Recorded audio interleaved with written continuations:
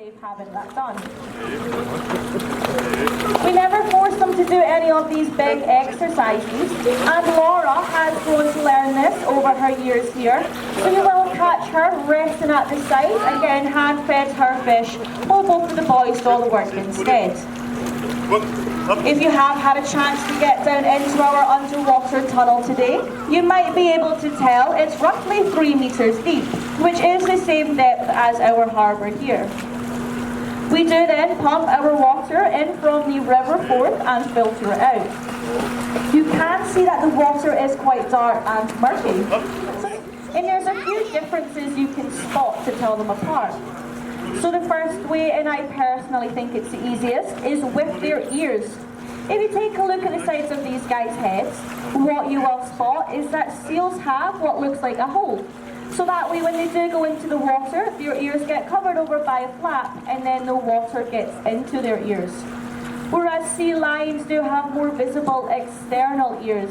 If you have ever seen Shrek, they do look a bit like Shrek's ears, they just obviously won't be quite as green. And then on land, seals use more of a shuffling motion with their pelvis to get around. You can kind of see Laura shuffling a little bit around in the corner there. Whereas sea lions can sort of rotate their front 2 flippers and then use those 2 front flippers to help throw themselves along on land. And lastly, it would be how they sound.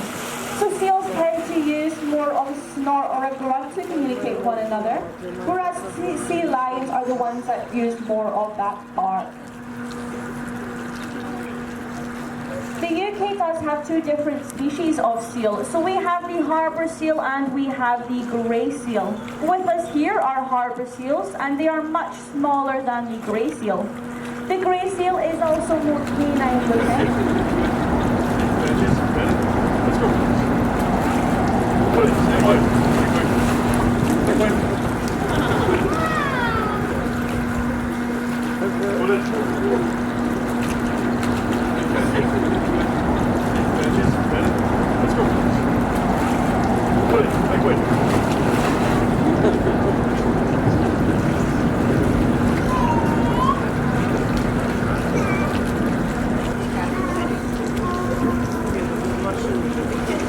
If anyone does have any questions, feel free to ask me, Ray or Jamie here.